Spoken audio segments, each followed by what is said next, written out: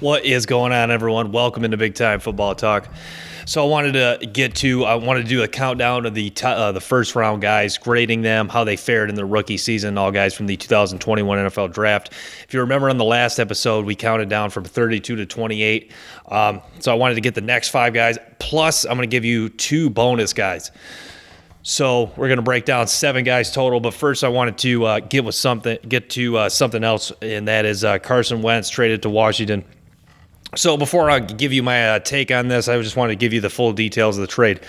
So the Colts will receive a 2022 third-round pick, a 2023 third-round pick that becomes a second-round pick if Wentz plays 70% or more of the snaps, and then a 2022 second-round pick. And then the Washington Commanders would receive Carson Wentz in a 2022 second-round pick. To me, with Wentz, this is a guy that's living off his first-round pedigree. If you notice, a lot of guys have been drafted in the first round, get multiple chances in the NFL with other teams. Blaine Gabbert is an example. Sam Bradford. If you look at Wentz, he's a guy that it's been a lot of overhype, all right? And, coming out of the draft, there was these storylines that he's tough, North Dakota, blue-collar guy, going to get it done. And, in the NFL, you've seen storylines change lately that, he's not a good leader, doesn't respond well to coaching. And I've said that Carson Wentz is overrated, have not been a big fan. You've seen the low points have been very low of Carson Wentz. And to me, I don't think this puts Washington over the top. I think Russell Wilson would have been the answer Washington needed. It was reported that they were going to give him 3 first-round picks to get Russell Wilson, and it's not going to happen. They're going to settle for Carson Wentz, and hopefully you get a Carson Wentz that is hungry to prove people wrong and make a statement this season. But the Jags loss was tough. And I always say that, good quarterbacks, clutch quarterbacks, whatever, you want to, in must-win games, they must at least play well, even if you come up short. He did not play very well in that game. I know the defense didn't play well, but in a game like that where you're giving up points, you got to do something. You got to find offense in different ways, something that Carson Wentz could do. Loss to Jacksonville sucks. The Colts, they were, after that, they had seen enough. They didn't even want to go round 2 with Wentz. So, Carson Wentz, no longer in Indianapolis. Colt will now begin his 2022 campaign with the Washington Commanders. So here we go, baby. Let's get into it. So, I watched a lot of tape last night on these guys. Starting with Rashod Bateman. Rashod Bateman, receiver coming out of Minnesota, good career. Drafted to the Baltimore Ravens with the 27th pick in the 2021 NFL Draft. And this was a guy that, there was mixed feelings about. He had a good career in Minnesota, like I just reiterated, and it was a guy that only played 4 games in 2020, lost some weight, dealt with a COVID issue, but it's a guy that a lot of experts liked, and for good reason. I mean, he's got size, he's got length, he's got pretty good. It's good straight line speed. It's not elite speed, but he did show that too, and. In the Green Bay game, ability to stop and change direction. You saw that he can make contested catches. I just don't think he can do it consistently because he's just, with his speed, it's not like burning speed where he can just, shake and bake, burn people off the line of scrimmage consistently, but he can go up and high point the ball fairly effectively. He's got pretty good hands. He's a good natural hands catcher of the football. He showed that. But it was a lot of curl routes. It was a lot of underneath routes that he made a living off of, which is fine. But, if you're Baltimore and you take Bateman first round, you really want to see more from this guy. If that means working him in the slot more, something they did this year. But, he catches pretty well in traffic, and a lot of the catches in traffic were on curl and slant routes, but that's still pretty impressive. And, some of them were in breaking routes. That's still impressive to make catches in traffic, with some of the NFL corners' ability to close and, strip the football out. I think Rashod Bateman did a great job of doing that. So he's a guy that people are hyped for next year, but to me, he is kind of the perfect guy where you go into next year, you're like, wow, this guy could take his game to the next level. And I actually think the opposite, that next year he could take a step back or even stay just the same. I think you saw more of his ceiling as opposed to his floor in 2021, if you will. But we'll see what Bateman, we'll see if they'll work him more in the slot. See any other notes? He is good at making defenders miss after the catch. He showed that in the Chicago game. Burnt Kendall Victor deep, but Victor is more of like a backup corner for the Bears. It's not he's not a all pro corner by any means, with all due respect to the guy. But that's what I wrote down a lot. It was a lot of good hands catches. Did have the touchdown against Cincinnati where he, beat, Mike Hilton on a single move on a slant route and did a good job there. But, we'll see what happens with Bateman. My opinion, though, I don't think we'll see much of a big leap in year 2 for Rashod Bateman, even though he's a good football player. And I think he'll be, at very least, I think he could be a solid starter for the Baltimore Ravens. Forgive me, I'm not sure what they're going to do with Sammy Watkins in the offseason. But, I mean, if you're the Ravens now, with Bateman at least being a solid starter, you got to be happy with him, Mark Andrews, and Marquise Hollywood Brown going into the next year. You at least got yourself a solid receiving core there. So, yep, that's Rashod Bateman. That is pick 27. Pick 26. He wears number 20 for the Cleveland Browns. It was Greg Newsome, the former Northwestern cornerback. For everyone, this was a surprise pick, Greg Newsome, because there was a lot of hype late in the draft prospect around Greg Newsome. Had a phenomenal 2020 season in the COVID year, when, as the Northwestern defense did, really shined in some big games, including the Ohio State game, Big Ten championship. So it was kind of like the recency bias hype, included in with a solid body of work from, I think he wasn't bad in the 2019 season, and, measured in at about 6 foot, 190. He's like 192, I believe. And they did run a 4.39. Granted, I believe it was a pro day time, so you got to take those times with a grain of salt. It wasn't a laser time, but anyways, Cleveland takes him in the first round. You got to trust what the Browns have done, because they're a team that have drafted well in the first couple of rounds. If you look last year, Owusu Carmoa, who I'll likely break down later, was their second round pick. So the good news for Newsome, he started a lot of games, played a lot of snaps. Some games he played every single snap, 100% of the snaps. In the Denver game, got burnt by Sutton, but he was right there stride for stride with him. He looks pretty smooth in zone coverage, I would say.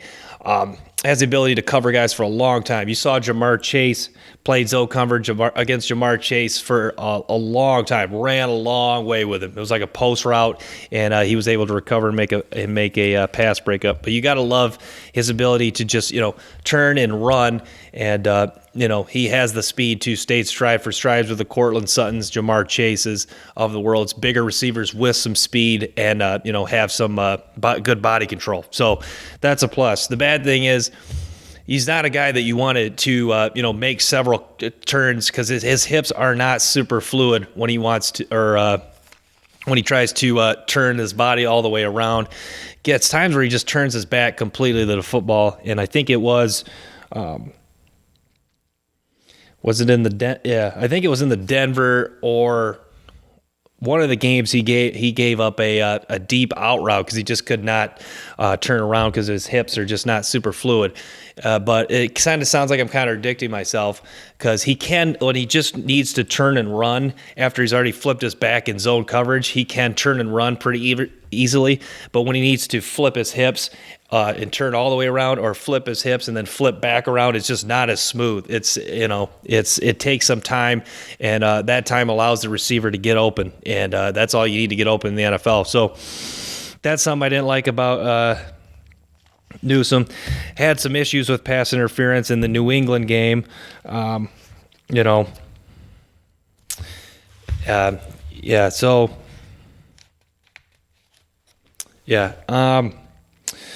like I said, looked like he belonged in the Cincinnati game. Did not give up a lot of big yardage, especially for a guy that you knew was going to get picked on a little bit, being the cornerback opposite of Denzel Ward.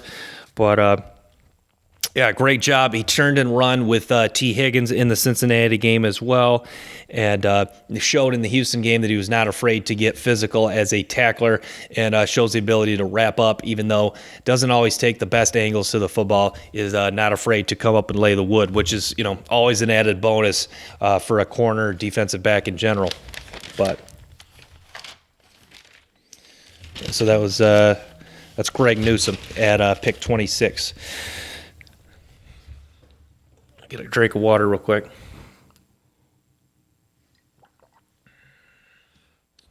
So pick 25, this was too bad. This was a guy I was dying to see watch. Guy I absolutely love watching play. Had an outstanding career for the Clemson Tigers, is Travis Etienne, one of the top running backs in this 2021 draft. Missed the entire rookie year with a Liz Frank injury. But it makes you really wonder how they would have used Travis Etienne with the whole Urban Meyer debacle, a guy that was just playing Carlos Hyde over James Robinson, which made absolutely no sense. But Travis Etienne, how much would they used him in the slot? Would they have given him carries between the tackles, which I think is something he can do? I think that's a misconception that he can't do it. He definitely can do it. And Etienne's one of those guys that he's very explosive, has good straight line speed, especially for a bigger running back. And he was a guy you're just dying to see how his game translated to the NFL. I think he would have looked similar to like he did at Clemson, with the ability, run through tackles, create big plays, make some plays in the passing game. So it's too bad that we did not get to see his 2021 season, but we got high hopes for the 2022 season for Travis Etienne. Doug Peterson comes in. We'll see how he uses Etienne in this offense next year. So that was pick 25, Travis Etienne. Pick 24 was Najee Harris, and Najee Harris. Boy, was there a lot to like about Najee Harris in his rookie year. First of all, Pittsburgh drafted him to be the bell cow, and he was just that. He was a guy that was, got the ball in a variety of different ways, running, passing, and, Najee Harris he's never been the fastest guy, but he has just such good change of direction, lateral movements, can make people miss, knows when to make the right cut, and knows, how to find the hole. His work ethic is outstanding. There was times he just stayed after practice and would just not leave. They actually asked him in the summer to leave the facility because he was working so hard. Ben Roethlisberger also said, Najee, I have to go home now one day to him. But he showed durability, which is outstanding, because when you draft a running back, you just want to see how long can we get this guy for 3 to 4 years? Can he stay healthy and give us solid production? And it seems like Najee Harris fits that mold, because the way he's able to avoid tacklers, he can stay very healthy that way, because he just doesn't he doesn't take a lot of shots, and he's always falling forward for positive yardage. That is so critical for a running back, and he does that exceptionally well. And it's a confidence booster for your offense. Hey, we're looking at now we're 2nd and 8 instead of, oh, hey, we handed the ball to him, he danced around, we lost 2 or 3 yards. Sometimes that's that is just that's gets you in a confident mindset. When you're consistently picking up positive yardage, it's a term in psychology. Once you do something once, what happens? A lot of times you believe you can do it again. It's Urban Meyer. Even though I was just bashing, he used to have that saying at Ohio State or at Florida, they get a first down to start the game, because once you get one, what do you think? You now all of a sudden think, hey, we can get another one. So with positive yardage, you go in, believing you can consistently do it again. And Najee Harris, he did it with a Pittsburgh offensive line that wasn't super great this year by any means. It's not the offensive line that it was when Le'Veon Bell was there a few years ago. So great job. Great rookie year for Najee Harris, and you got to like his what he could do heading into year 2 for the Pittsburgh Steelers. Even with Big Ben retiring and Pittsburgh going to have a new starting quarterback next year, you have to. It's got to be reassuring. You can hand the ball to 22 and he can give you some positive yards and make things happen in the passing game. So.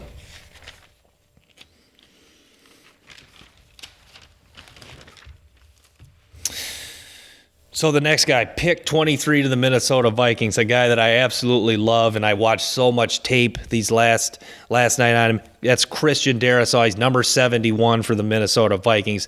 Outstanding career at Virginia Tech. He's a guy that really just looks the part, honestly. Just a massive human being at 6'5", 313 pounds. Missed the first 3 to 4 games dealing with a groin injury. But Pro Football Focus had him playing 652 snaps, 3 penalties, and just 5 sacks allowed. But when you look at the sacks, I'll break down these games a little more specifically in a second. But if you look at the sacks, one came to the first time, one of the few plays he was matched up against Nick Bosa. Nick Bosa, 2-hand chuck right around him for the sack. And then I know he got one of them. I'm not sure if he got 2 on him, but Preston Smith also hit him with a power rush and was able to, he did a power rush, got inside to his chest and almost got to Cousins, and then he came back, fake power, and then was just able to rip around him. It was a very clever veteran move by Preston Smith. He fakes to fake the inside power hand and then just rip around and get outside there and get Kirk Cousins. But first of all, he looked pretty solid in the first start he made against Carolina. Played 100% of the snaps. And you see with Darrisaw, he moves very well. It's solid lateral movements. You could even say good for a man that size. I'd say good, actually. Good lateral movements for a man that's 6'5", 313 pounds. Did not allow a sack in the Carolina game. And you got to remember, Carolina's got guys like Brian Burns, Hassan Riddick. But, when you think about it, Brian Burns is a pretty good matchup against him because, Darrisaw looks like a guy that will tend to have some struggles a little bit with the power rush. It's not concerning at all, But, Burns is a guy that wants to win with speed and with his ability to move for a man that big that, it kind of neutralizes Brian Burns. And he really, and Riddick was not a factor against him at all. But, that game, he could work about getting his hands inside. His run blocking wasn't phenomenal in that game, but you saw his ability to, he did have some good double team blocks in that game. So, that was exciting. But the thing I love about Christian Darrisaw is he's got that confident composure about him. He knows that he's a good football player. He's confident about it. He saw it at Virginia Tech, and then you see it now this last year at Minnesota. But, and I wrote in the Carolina game, this is something he cleared up. You worry about him, getting to the second level and blocking linebackers, but he showed in the 49ers game that he can get to the second level and had a nice block on Fred Warner that, led to a big Delvin Cook run. So I watched his run blocking get better as the year progressed, which is a huge plus. And, the in-game adjustments, like I said, against Preston Smith, that just shows the smarts and football intelligence he has. He's going to adjust to a lot of these pass rusher moves. He's just learning as a rookie that, a lot of these guys are a lot smarter in the NFL and even a lot stronger and smarter. And he'll just adjust and he'll just keep working. And it looks like Minnesota really has found a franchise tackle in Christian Darrisaw. But yeah, the 49ers game, it was so smart that San Francisco tested him with Bosa because, Samsung Ebukam, I'm sorry if I'm pronouncing that right.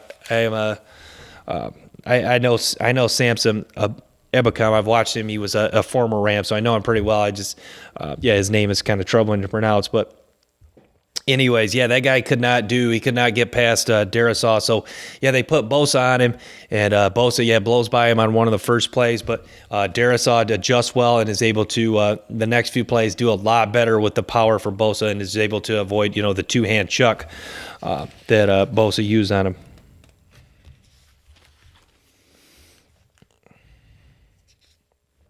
And then the last game, the Dallas matchup versus Randy Gregory was very fun to watch, but he was a good matchup and a win in favor of Christian Darrisaw, I'd say, because Gregory is a powerful rusher, but he has nowhere near the power, or not, I'd say nowhere near, but he doesn't have the power of Bosa and Preston Smith of Green Bay. He was able to really drive Darrisaw back, but Darrisaw did a good job of staying pretty good leverage and lifting Gregory up so he could take away his power away from him, and he won those battles against Randy Gregory, and the other guys Dallas threw at him were no problem, and did a really good job in the Dallas game. But, I'd say Terrell Basham was an example of one of the Dallas players, no problem. Drove Basham out of the play in a running play, and, they actually had to start running stunts with Randy Gregory just to try to get some pressure on I tried to get some pressure on Kirk Cousins. So it showed that they had really built up a lot of respect for Darrisaw just in that game, and they knew that Gregory was pretty much neutralized, which is not something you want if you're the Cowboys, because he was their main edge rusher. I think it looked like DeMarcus Lawrence was out of that game, and Parsons was back at playing the middle linebacker position. So if Gregory's not rushing the passer, it's kind of tough for Dallas, because he's one of their main pass rushers on the Cowboys.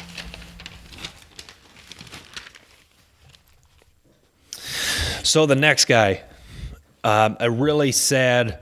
At pick 22, the Tennessee Titans selected Caleb Farley, and If you remember the draft process with Caleb Farley, there was a lot of hype around this guy. He was my number one cornerback coming into this 2021 draft. A lot of hype around this guy. Why so? 6'2", over 200 pounds. I think he's 210, somewhere around that range. I know it's over 200 pounds. Ran a 4.28 40, which I don't know. That I can't remember if that was a laser time or not, but all reports say the guy's a legit 4.3, and he looks like it. Coming out of Virginia Tech, had a phenomenal last year. I mean, the guy was just a glue in coverage, great ball skills, greasy hips. It's just his movement ability is incredible, straight line speed, more of a man corner, but he showed ability to play zone coverage this year, which I'll get into. I loved everything about Caleb Farley, and seemed like a good guy. I listened to the Chris Sims interview with him. Sounded like he was a former receiver, and he was I don't know if he was happy about he switched to corner at Virginia Tech, but it turned out being a great thing for the guy, and so he gets drafted to Tennessee at pick 22. The sad part, I guess I'll get to this. Tears his ACL in the Buffalo game, but what was too bad about this is, had the back issue, had the surgery. It was similar to what Tiger Woods had with his back, and was not active the first couple weeks. And then you see against Jacksonville in Week 5, gets a chance to get a lot of snaps, especially late in the game.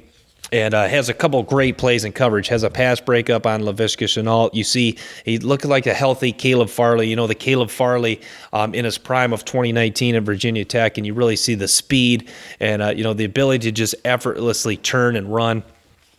And but you kind of see he's feeling out the game. Hasn't really adjusted to the NFL speed, and I think does a good job. And I think he really impressed the coaching staff, because you look at the next game against Buffalo. I don't know if he was officially listed as a starter, but he was playing early snaps against Buffalo, going against Emmanuel Sanders and Stephon Diggs, and showed the ability to. Sanders beat him initially off the ball. He showed the closing speed to catch right up with Emmanuel Sanders. And, Sanders not the fastest guy in the world, but he has some pretty good speed.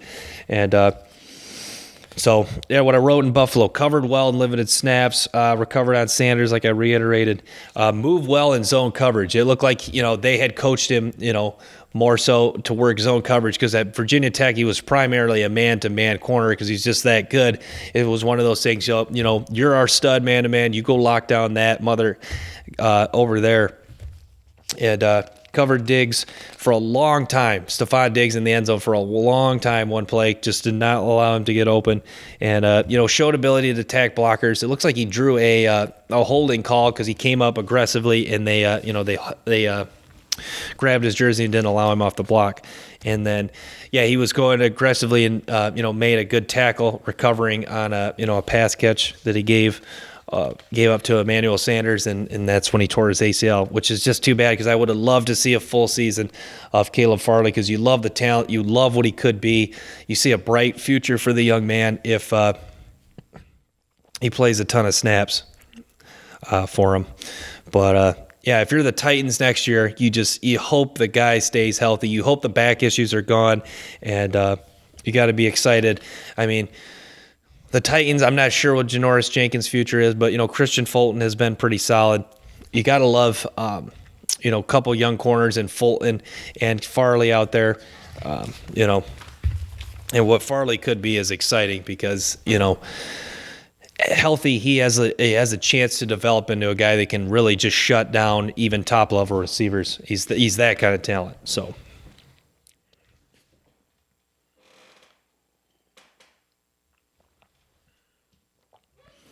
Pick number 21 was Kwity Paye out of Michigan.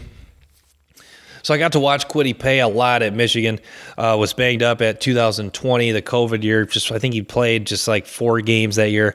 Had a very good year in 2020 or 2019 for Michigan.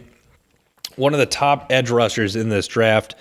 Some people have him as the number 1. I think most people kind of had him as penciled in as like the number 2. Because if you remember, it was... what was the guy? Jalen Phillips from Miami, Odafe Oweh, and Kwity Paye, most people's top 3. But in the Titans game, that was so fun to watch to see him go against Taylor Lewan. I mean, you showed everything you saw in Michigan. Good strength at point of attack, just aggressive against the run, not afraid to take on anyone, just a fearless hitter, just, no fear when it comes to pulling guards, whatever, domination of tight ends. And you see Taylor Lewan did a tremendous job against this power. That was quite the matchup, but it was one of those things, like again, Lewan really had to work to stay in front of him. And one thing I wrote, good tackle on Derrick Henry, bullied tight ends, honestly. And you saw in the Raiders game he went against Colton Miller, and Colton Miller is becoming one of the best tackles in football. Turned out to be a great first-round pick from a few years ago for the Raiders. But you saw that Miller was so used to getting ready for the power that he was able to, or was getting ready. Or Paye was actually trying to win with speed a few reps, and then you saw him try to counter with an inside, rip move, and was able to get some pressure on Carr that way. But that was about it. Colton Miller did a good job, but you saw he got the sack in the Raiders game when they moved him to the other side. The other tackle for the Raiders could not really block Paye at all, and that was outstanding to see. And you really see that Kwity Paye, when he develops some more edge rushing moves, and even if he can get stronger, he's already a beast against the run. You get stronger, even better against the run, develop some more pass rush move. You got to believe this is a guy who has a 9-10 sack guy a year. And, once he starts to develop, get even better, you got to believe that they're going to put him more against right tackles as opposed to, the top left tackles like Taylor Lewan and Colton Miller, so he's not as neutralized as much because you want to get the most out of Kwity Paye if you're the Colts and you believe he's really that good. But it was a good strategy by the Colts. They implemented similar to like what Buffalo did, just let's draft edge rushers in the first 2 rounds. You see the Bills, Rousseau, Basham, and then you see with the Indianapolis Colts, it was Kwity Paye and then Deo Odangbo. So, yeah. And then, what I also wrote about Kwity Paye in the San Francisco game, Week 7, the speed to chase down ball carriers. That is something that is huge to me. I talked about that with Odafe Oweh.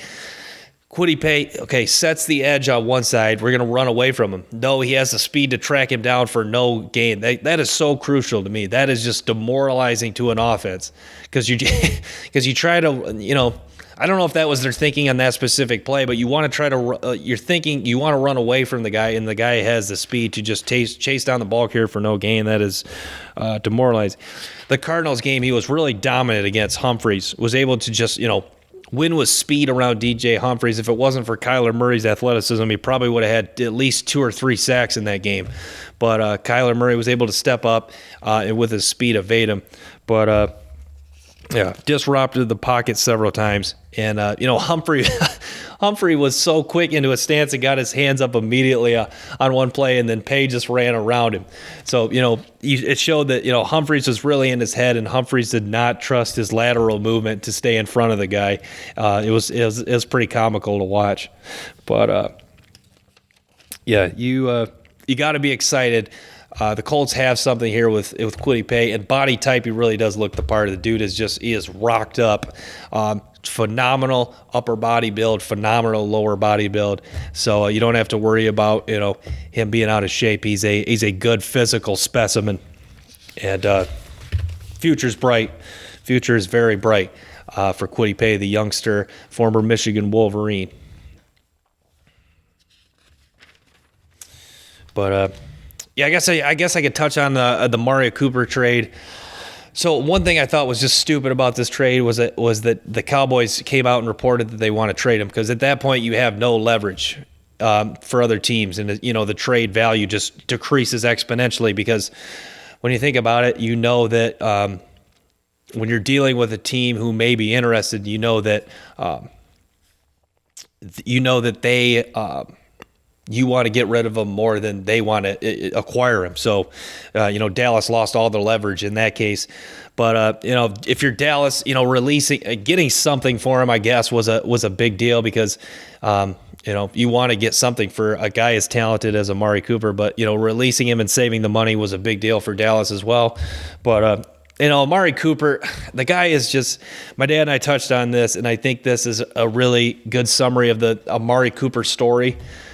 He was a guy that, had a good rookie year with the Raiders back when they were in Oakland, former top 10 pick.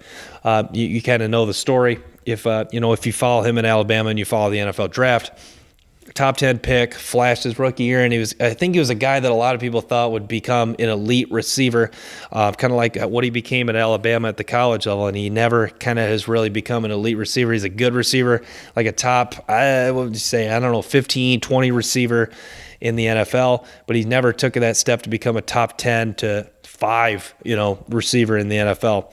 And is he a guy that, if you're Dallas, is he that much better when you have him on your roster? Honestly, probably no.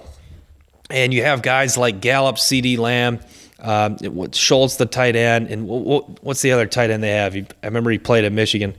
Sean McCune. So, you already have enough pass catchers. It looks like you're going to roll with Zeke too. So you have enough weapons. If you're Dallas, you might as well try to save some money, because you got Prescott wrapped up in a huge contract. So, it looked like the move, and we'll see what the move means for the Cleveland Browns. This is a Cleveland Browns team that no longer has Odell Beckham Jr. They're looking to give Baker Mayfield some help. Peoples-Jones has been pretty solid, but I haven't really took a deep dive into him. But a lot of the guys at Pro Football Focus have said that he has struggled to, get separation. But I'm going to wrap with that, guys. Thanks so much for tuning in to this episode of Big Time Football Talk. Make sure to stay tuned for more episodes and clips from the show. Till next time, peace.